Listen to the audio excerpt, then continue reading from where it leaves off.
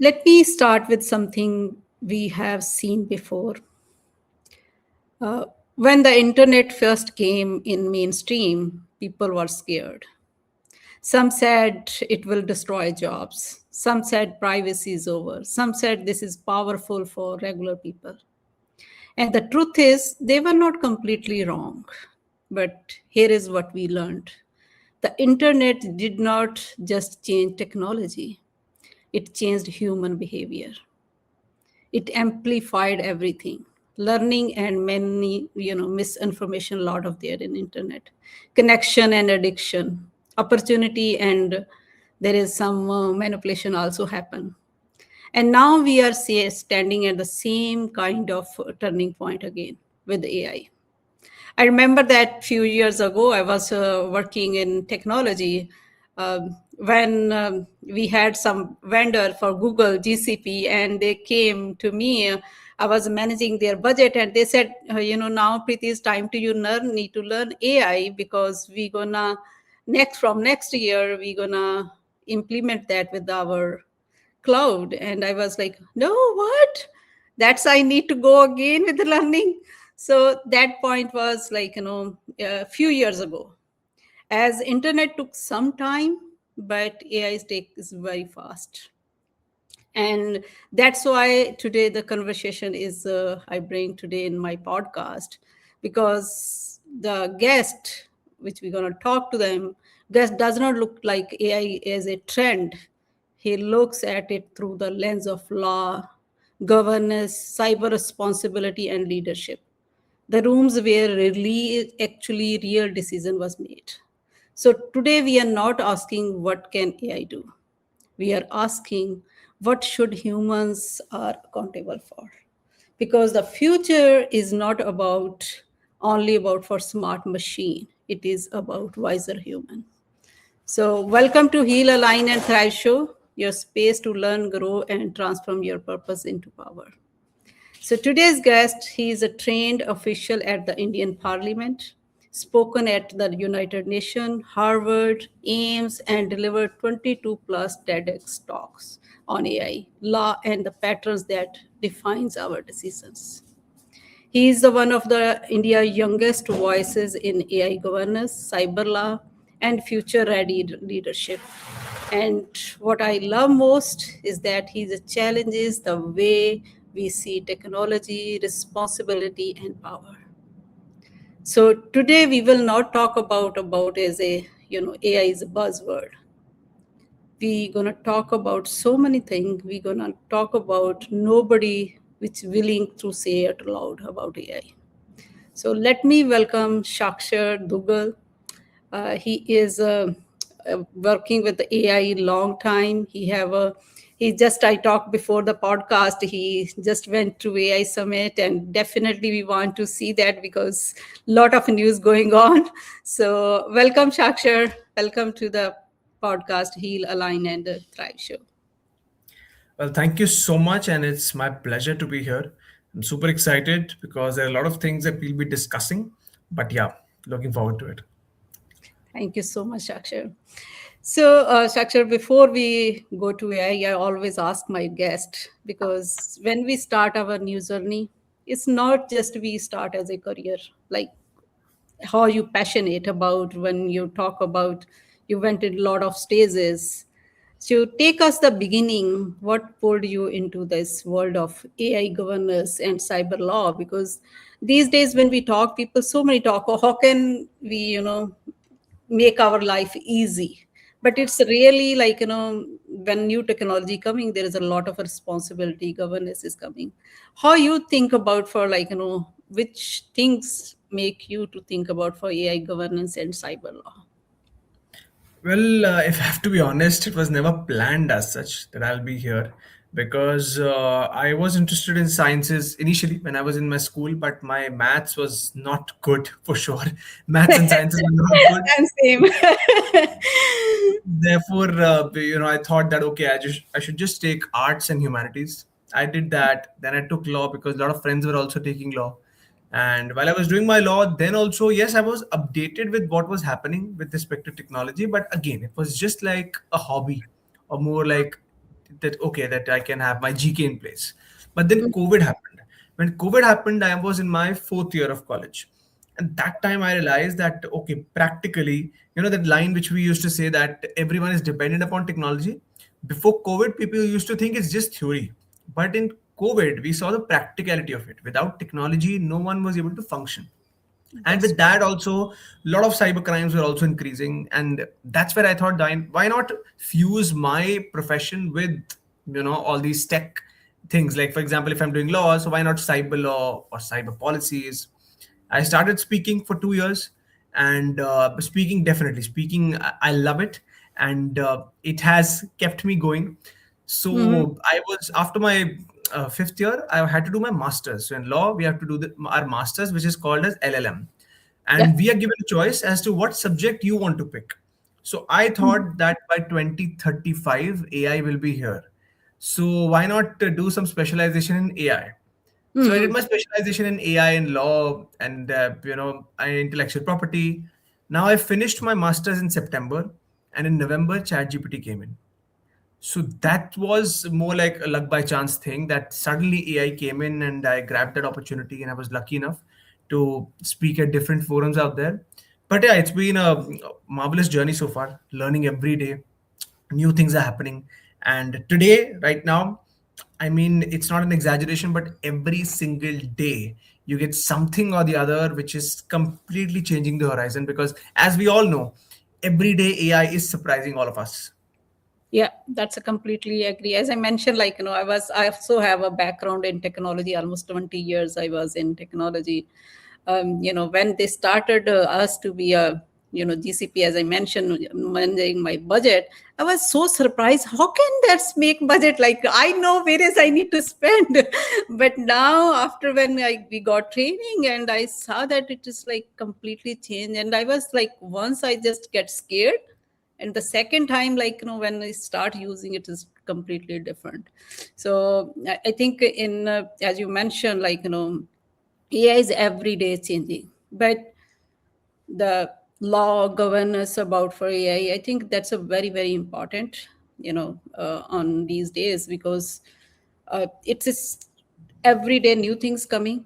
But when things not work, like the cyber also scams also, you can easily make someone voice, right? So that is also, but I think that you choose very well, like, very good, you know career path, or like, the what passion you choose, I will say that, because without passion I don't think so, like, the how you involve in these things, like, can people can eat that. One next question, like, sir, you have trained leaders in UN, Indian Parliament, Harvard. What is the one belief about AI and the future that even the smartest room consistently get wrong? People think about something and then they the especially with the leadership.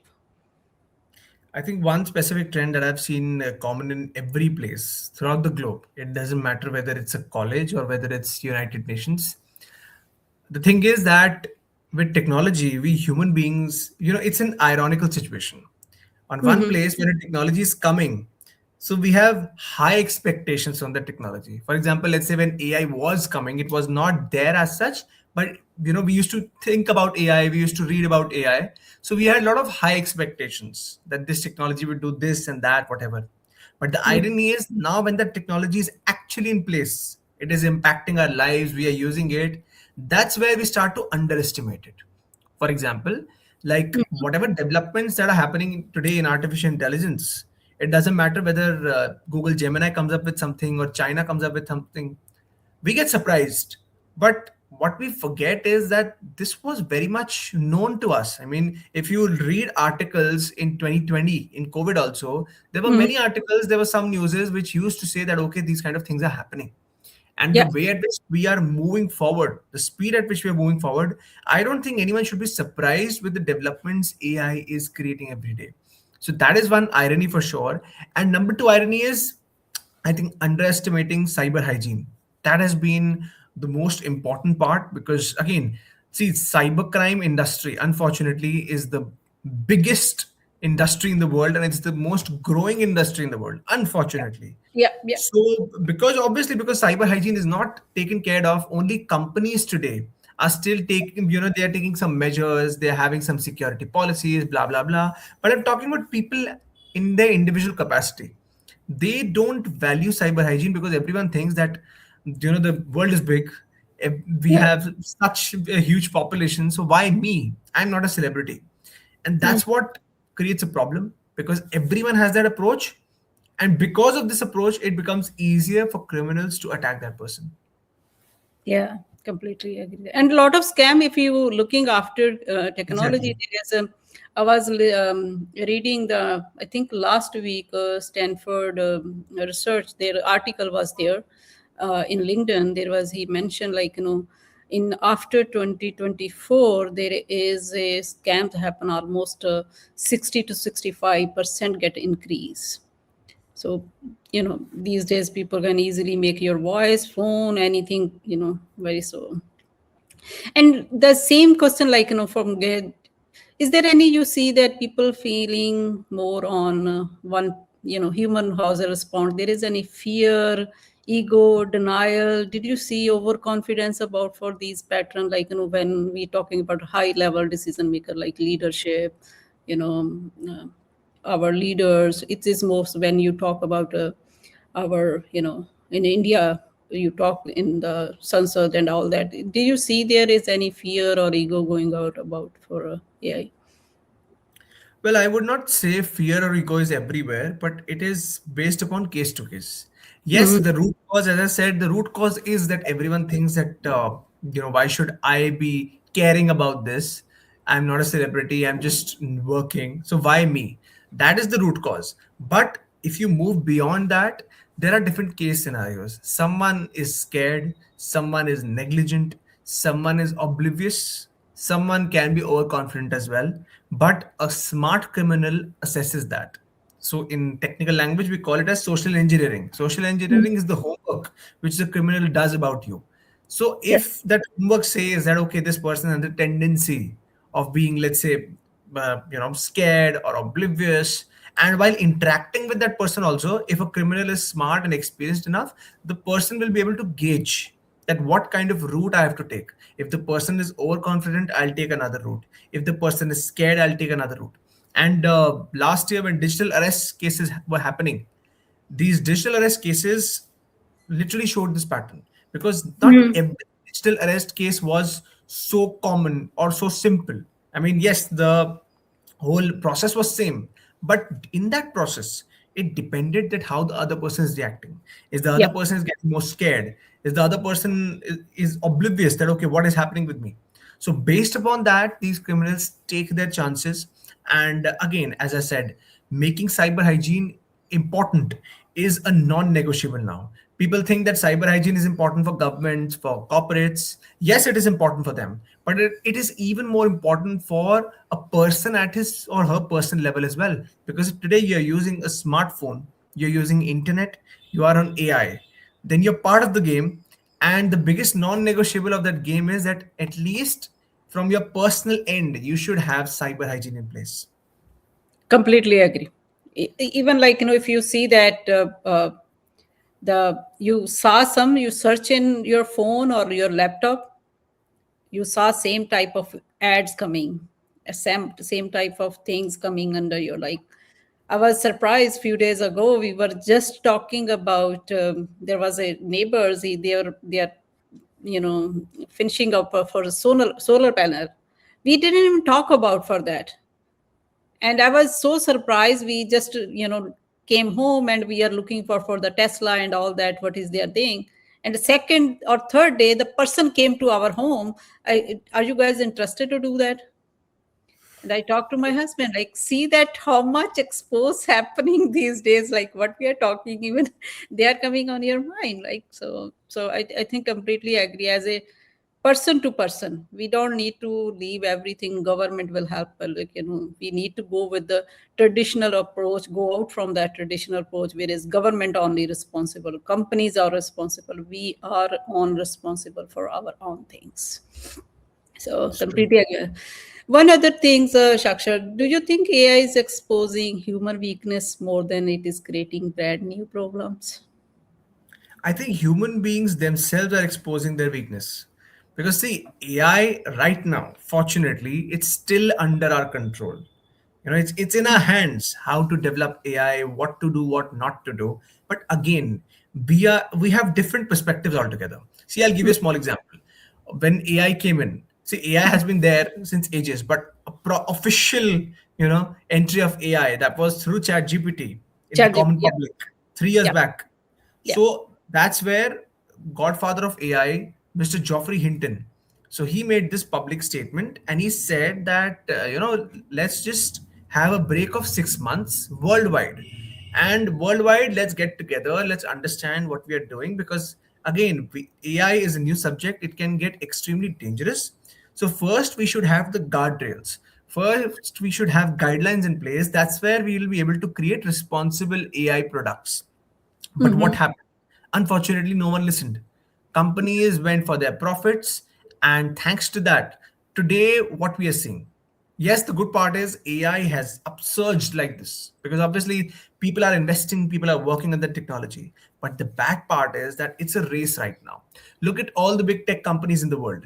When Google Gemini comes up with their own AI model, within a week, OpenAI has to come up. Then within a Yeah, week, something or the other is happening. So it's a race right now. yeah. And companies, unfortunately, are prioritizing profits more than ethics, more than anything. And because of this, I always give this example that we are driving a car at 200 kilometers per hour without brakes. So Yes, if that's right. that, Yeah, obviously the crash will be huge. So yeah. therefore, people have to understand that this is happening. Number one, number two, because this is happening, there are no guardrails, there are no brakes, there are no laws, regulations. Obviously, misuse of AI is bound to happen. AI will goof up, and these things are shown. If you look at AI does hallucinate, and there have been n number of cases. If you look Mhm. at people, they are sharing their data, their personal data with AI without even realizing that what can be the repercussions of this action.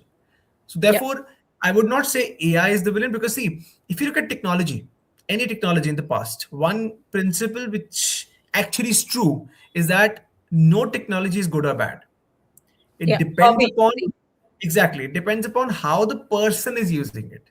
Yeah, See, atom bomb can be good or bad. You can keep your atom bomb for your defense, but it can be bad also when you're using it just like that. yeah, So AI is not good or bad. It depends upon us how we are making it. That's why the responsible AI design becomes really important. As a company, are you creating an AI which is responsible enough to function in the society or not? And unfortunately, there have been various studies, various researches which say that AI models of the big companies do not even pass this test. What test? Having ethics in place, biasness, transparency, accountability. So yeah. obviously, it's an alarming situation for sure. No, that's completely like, as a day to day, as a, I think everything in life, it doesn't matter technology.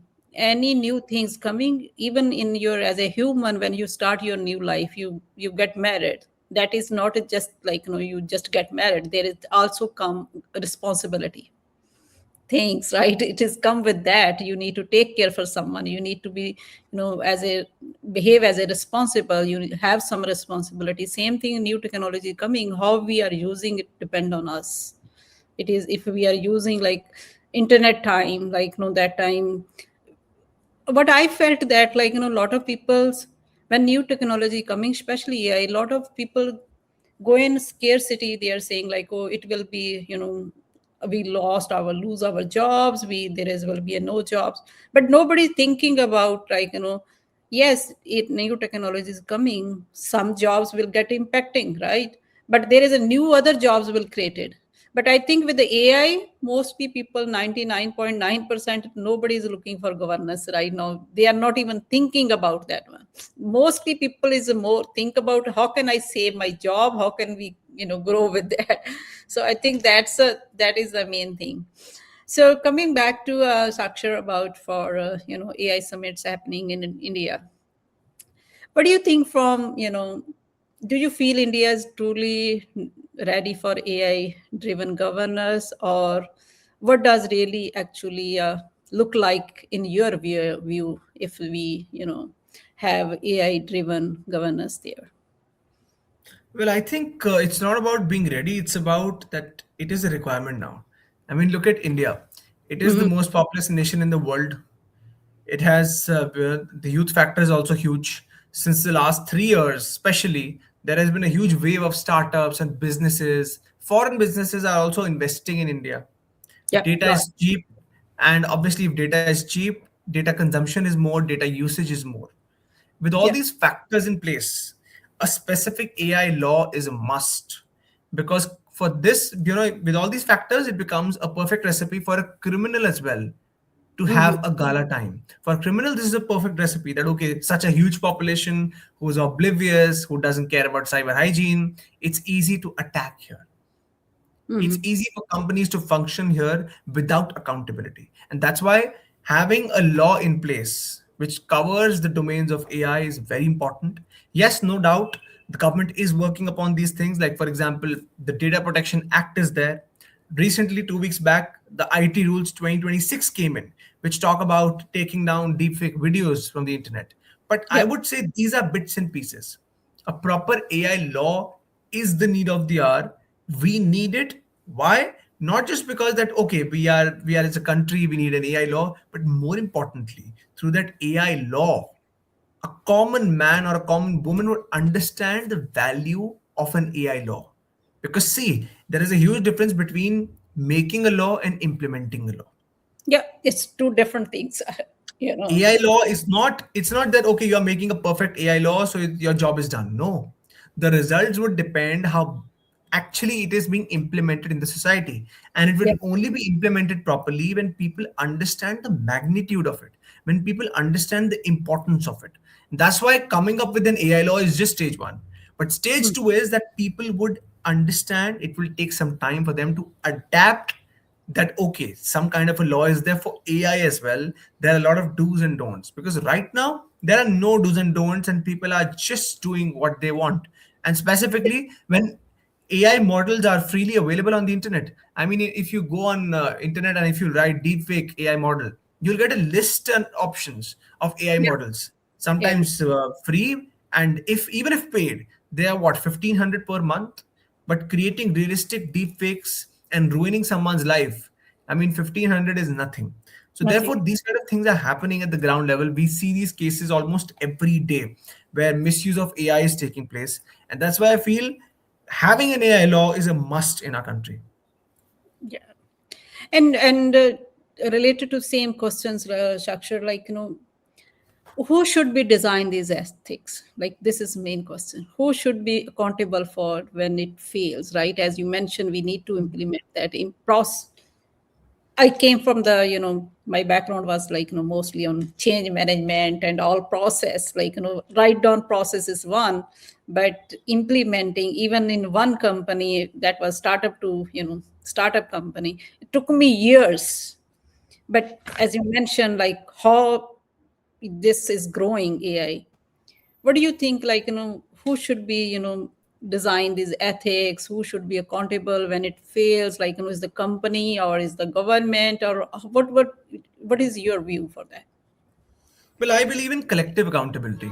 I Mm. don't believe that a specific one player should be always accountable. Yes, it depends upon case to case. But in my opinion, a perfect AI law is where every player has their specific roles, responsibilities, and accountability. I mean, Mhm. for example, look at AI, right? What players are we talking about? We are talking about the government, we are talking about the private sector, we are talking about the regulatory authorities, and we are talking about the common public. All these four entities are there, and every entity should have certain roles, responsibilities, rights, and duties. It should not happen that always the private sector should suffer the brunt. Obviously, the stakes are higher in private sector, the regulations might be higher. I'm not underestimating that, neither am I denying that. But what I'm saying is that every party should be accountable with their perspective and in their position, so that tomorrow no party misuses it. For example, if you create an AI law and if you have roles and responsibilities and accountability for government, for private, but you don't have any accountability for the common public, then also it's a problem. Because obviously, in common public, people would misuse it, or people would be complacent enough to make mistakes. That's why having collective responsibility and specific duties, so that every respective entity has their own rights in place. And if I look at in the Indian context, the constitution says it all. The constitution says it that you have to be, obviously you have to be equal, you have to be fair. So being equal and fair means that every party should have their own rights, roles, and accountability as well. Okay. Yeah, I think the some point we need to go, like, in technology, you say that before that cyber securities, there is always a security department, which is need to make sure how we are exposing in network, then if there is a website going on, what is the security, what is the parameter. So it is need to be in corporate level we are implementing. Banking is a separate, government itself has some, and the same type of, like, in but with the AI, because every single person is using, right, the AI. So person also need to be responsible the same way how the company is behaving. That's the security need to be make sure how we are exposing ourselves. So and the same type of questions, like, what is that, like, uncomfortable truth about AI crimes, like cyber threats, that people don't want to accept yet? Because I see that is a human pattern. You know, I always say that, like, if there is some storm is coming, if even we close eyes, storm gonna become. It, so, like, but as a human behavior, as a life coach, I saw that a lot of people have a, human behavior, whereas we don't want to face the situation. We somewhere we gonna be trick our mind, and, like, then they said, like, okay, this is not gonna work, like it is not gonna be happen. But what do you think, like, what do you feel like mostly people still ignoring from cyber threats, AI crimes, like, going on? I think you're bang on target. People do somewhere they don't want to face the reality that AI crimes are increasing day by day. I mean, when we look at the news, when we Yeah. look at the cases, people are shocked to know how cyber criminals are smartly and creatively using AI to fraud people, to Hmm. defraud people, obviously. And that is what, it's a biting truth for a lot of people, because people are not used to this. See, I always say that world has completely changed. It's not that I'm just talking about in theory. I mean, look at the world pre-COVID and look at the world post-COVID. Post-COVID changes are happening quickly. What used to happen in years is now happening in months and sometimes even weeks as well. Yeah. So, as human beings, we hate change. We like to be in our own complacency and Comfortable. comfort zone. Yeah, So when comfortable. every month things are changing, you talked about skills in the beginning, right? So that Hmm. is also changing. That you have to learn skills, new things are coming up. Same goes for cyber hygiene. Same goes for AI crimes. When people, like, I give a practical example. If a person says that, okay, I know about deepfake, I know about voice cloning, now it's more than enough. The person expects that now, at least for a year or so, no, nothing new will come up. But that's not true. Every week or every month, something new is coming up, and that is what is biting people. That how fast this is moving. And yes, you may like it or not, this is the reality, and we have to thrive in this. Because see, tomorrow, if unfortunately if someone faces a cybercrime attack, that person doesn't have the luxury to say that I had no clue, because the damage has been done. Damage of either reputation, damage in financials, but damage is a damage. So therefore I always say that yes, I can completely understand and sympathize with you that you don't want things to happen so quickly, but things are happening quickly. And therefore, at a personal level, if you don't want to be a victim of a cybercrime, then I think you should definitely have certain cyber hygiene measures in place.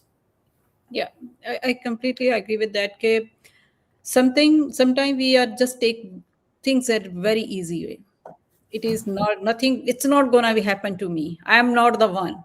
Like, even in the good side, we always want we are the one, but in the bad side, we don't take. Especially, I think up to 45, 50 people plus is there is very hard to explain. things about that. And these days, like, I think last or 2 weeks ago, I saw the news whereas they are targeting only 50 plus people, senior citizens people in the US with some AI scam, whereas they are saying like, there is a 401 things, and they are saying them to like, if you don't come, you don't like, if you don't fill this form, this will be make your like, on that form they are asking for all the information. And social security is here is a, main point. As soon as you give that social security, person can pull up everything for you, like whatever you're doing from born to till now. So as awareness need to be there and responsibility, if we need to accept this is happening, we need to be aware how we're going to be, and also we need to how to avoid that one. One thing I would like to add here, these statements are actually which create a problem. You said one statement that cyber criminals these days are only targeting senior citizens. These are the statements which do come up in news, which do come up in social media. But because of these statements, the myths do take place. Like, for example, if today I am reading that, okay, cyber criminals are only attacking senior citizens. So in my mind, I say like, okay, I'm not a senior citizen, so I will not be attacked. And that is where this thought comes up that, okay, I'll not be, get being a victim of a cybercrime attack. But people have to understand that every criminal is different.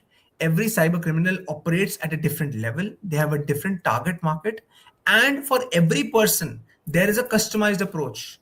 So Hmm. no, I would say no category, like for example, in terms of age bracket, geographically also, no one is aloof. Everyone is a potential victim at the same level. The only difference is what kind of ways cyber criminals are using. For senior citizens, maybe they use digital arrest or something. For youngsters, they may be using crypto scams, stock market scam. Because for senior citizens, it's easy to scare them, and for youngsters, it's easy to give them greed, right? So Yeah. therefore, every situation, a cyber criminal has a different process altogether. And for that, with that respect, we need to understand that we can be a potential victim all the time. If you have that in place, that that psychology is there. So I think personally, you will be very much aware of what is happening on the internet, and you will not do any action on the internet impulsively. No, I completely. What I was saying, like, yes, it is not one category as mentioned, it's created myth, but the explaining for the, up to 50 is a very hard. Okay, this is happening. That's why Right. they are. It is easy to be, pick them. Even youngest somewhere, as agree as you mentioned, the people give that greed, right? Cyber these days, I think a crypto and all these things is like, there is a one scam going on, like, in youngest they are saying like you can make money with the giving the product some stars reviews, and that's some people lost millions there. So it's a different type of that. So coming back, AI summit in India, right? So these days leadership is there, like, all the lead CEOs, C levels, there. Now we cannot say they are not adopting AI, but how much you feel that in summit people's aware about for that, we need to have some governance around that. We need some law, we need to coming as a, when we say that law is there is a sequence before top level, then corporate, then person to person. Is there any like, what do you feel like, how the C suite, how the leadership accepting these things need to be done? 100%. I mean, thanks to this AI summit, a lot of developments are taking place. People are getting a different exposure. Now, a lot of people would argue that we are hearing different newses about AI summit. Well, see, you have to understand that with every summit, with every conference, it doesn't matter at what level you're doing. There will Mhm. be positives, there will be some goof ups, things would happen. The only difference between those conferences and AI summit is that AI summit is happening at a huge scale, and there are a lot of eyes. So when there are a lot of watchers and viewers, the people are sometimes they scrutinize a lot and sometimes they praise a lot. But if you look at it in totality, there have been various sessions talking about responsible AI, accountability. And the best part about this summit, which I personally believe, is that through this summit, there are some principles which are coming in place. And those principles, I'm hopeful of that those will be adapted in the upcoming Indian AI law. Because see, those principles are not just governing Indian space, they're global in nature. So if when I was talking about an AI law, it doesn't have to be Indian specific, but it has to be Indian and global perspective. Because see, if it's just if it does include only India, it's great. But AI is not an India problem; it's a global issue. Global issue. So Yeah. tomorrow, a small example: if tomorrow a cyber criminal is sitting in some other country, and that person is committing crimes, and if your AI law is just bounded with that geographical boundaries, that's where it becomes a problem. So globally, that exposure is very much important, and I think because of this, the government has also mentioned this n number of times that this summit will lay, it will be a guardrail. It will be a more like a principle where things would be in place. Those principles can be used in our upcoming laws and policies. Yeah, I think this is as you AI. This is going so fast. People need to act fast about this, because if you see even before AI, like where is the data center? Europe has a different data centers, rules, regulations, law, right? There is a same basic for everyone, but as a company or as a country, as a area, there will, I think the same way AI need to be, as you mentioned, like one basic things for India according to how the India team, like India's population work or India companies work. Same top of it, like if things going on Europe, how it will be, their area.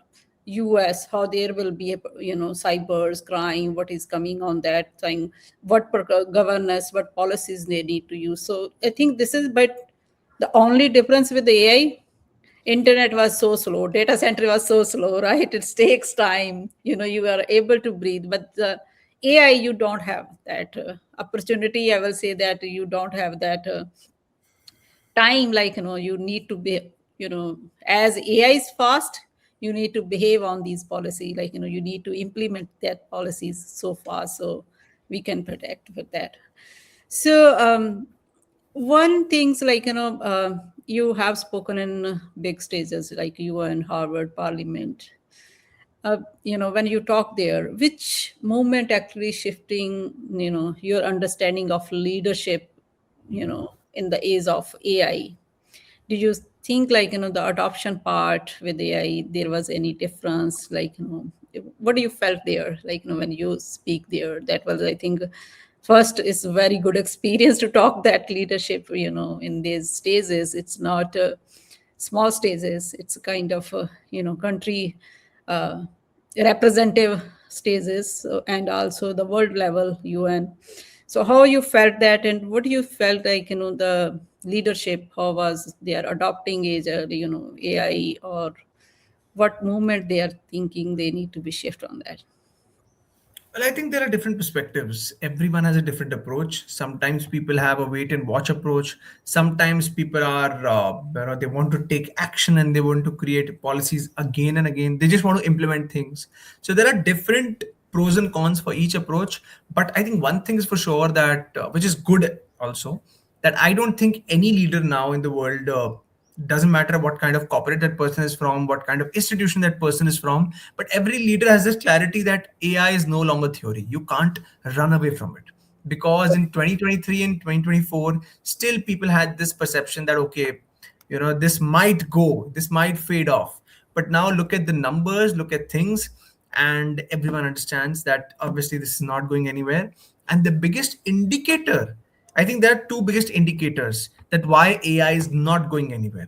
Number one, the biggest companies in the world are investing millions and billions of dollars on AI. Yeah. So where money flows, growth also comes there, right? Number Mhm. two, AI has now become part of our lives.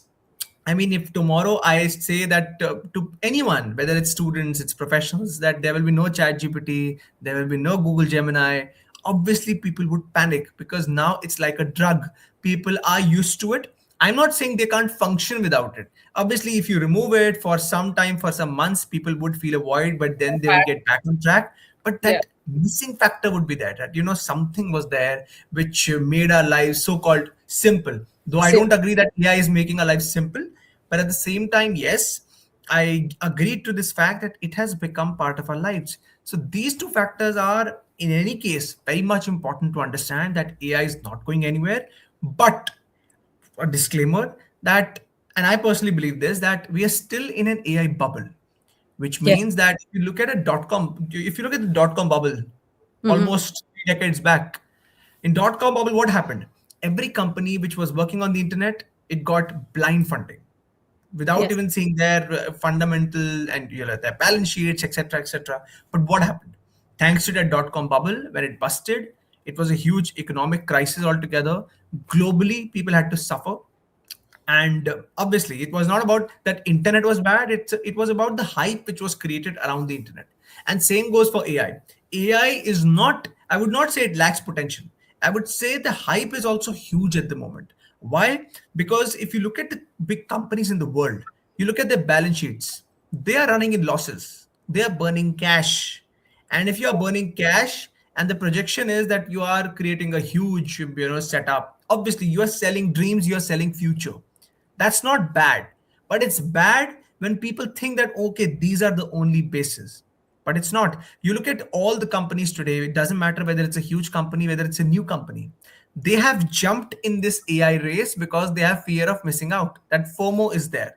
But if you look at their balance sheets and everything, they are running in losses. So if they are running in losses, obviously somewhere things are not so in place which are shown. So I would say yes, AI has huge potential. Every claim that people do that AI can, I agree with that. But the term and condition is that it's not necessary that AI can do everything today. It might have certain features, it might have certain intelligence in the future, but right now I personally believe that we should look at AI from a neutral lens and not being extremely ambitious or living in a delusional world. Yeah, but I will say that, like, these days AI, the dream, there are people selling actually. Yesterday, as I'm doing coaching also, I saw someone reach out to me like, "Oh, you don't need to go on webinar, you don't need to talk, we will bring AI that is talk on behalf on you." And I said, like, I was laughing, like, who will bring the emotion? Like, you are just selling me my one dream. Okay, I don't need to work, I just need to give the content and that things will work.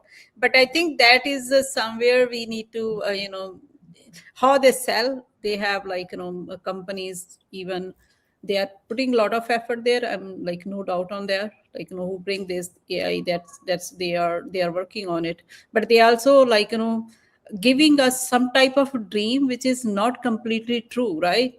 But as you mentioned, companies also going on losses. But this bubble is a still, until this, like, I don't know, like, how many years it will take until it's bust. There is a lot of things going to be up and down. People get confused about what the I AI. believe this year the bubble would be busted somewhere, and it's not just me. It's, if you look at all the trends, researchers, and even if I think, yeah, 2 months back, Sundar Pichai also came up with an interview where he said that this bubble would be busted soon in 2026, and that bubble would not only impact US companies, it would impact people globally. Yeah, there is no doubt, because it's all everywhere we are going by. So, Shakshar, we are almost to like 45 minutes in it. It can go hours. Looking ahead, what is the one boundary you are still trying to break, both as a human being or as a someone shaping the future AI governance? What one thing you are still boundaries, or something you still try to break it? I think testing my limits, that might sound cliched, but in this space of AI, if see, one thing you have to understand is that if you're competing with technology, always technology would win with respect to the speed at which it executes. Today, if I ask something to, let's say, AI, the speed at which you'll get answers, a human being, it's rare that a human being can answer with that quality. And with that execution and having a diverse knowledge of all the subjects. Obviously, it's next to impossible. But my take is that I still compete with AI somewhere, because if you're competing at that high standard, somewhere you are able to break your own barriers. So I think Mhm. testing my limits for sure. Number one. Number two, I try my level best to interact with governments, interact with institutions around the globe to shape AI governance in a responsible manner, because I believe AI is not a country specific issue, it's a global issue. And without global cooperation, literally, it's not on just paper and signing some accords and documents. Literal global cooperation is the only way through which one can tackle AI, because we need to understand it's not a country versus AI, it's humanity versus AI.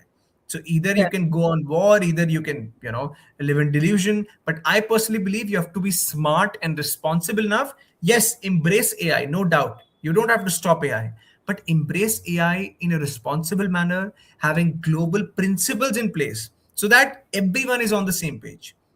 Yeah. Right now we are having this approach that okay, it's our country, it's our organization, but we are not understanding that AI is common for everyone. And tomorrow when we talk about humanity, humanity doesn't mean India, USA, China, it Yeah. means Everywhere. globally. Exactly. So Yeah. people have to, they have to join their hands together, and not just showing that they are joining hands, but literally working together in making responsible AI the need of the hour. Yeah. And also, same like, awareness. That is, I think, main. People, you can bring the law, but until people not aware that, because this is not, as mentioned in earlier, like AI, this AI bubble is not just for companies. It's a daily, day to day person, human, even each and every woman or person or human, even kids, they everywhere, this is bubbles, and everyone need to be there. And then last, Shakshar, for someone who's not technical, who is not about for know for the technology, what one rule they should follow to stay safe and aware on in AI world? Like what one things or what few things they need to aware as a person, like, as a single person, like, the human, like, everyone, not as a company, not as a corporation, but the every simple regular person. I think you don't have to be technical. I'm not a technical person for sure. People have this misconception that I'm not technical. Cyber hygiene is all common sense. It's not technical. If today you go on the internet and if you just read 5 to 6 articles on cyber hygiene, mostly you will see that it's common sense. It's not something that, okay, we have to do some coding or blah, blah, blah. So I obviously having this misconception is a dangerous affair for sure. But yes, people need to understand that cyber hygiene is a personal responsibility. I always say that the day when each and every person, you forget about the society, you forget about anything, you just focus on yourself, and you say and you understand that cyber hygiene is my personal responsibility, no company, no government is responsible for it, then I think it will be a bright future. Because that is where, because if one person starts with it at their own personal level, at a compound effect, as a country, we will be much more resilient enough to understand cybercrime and to combat it.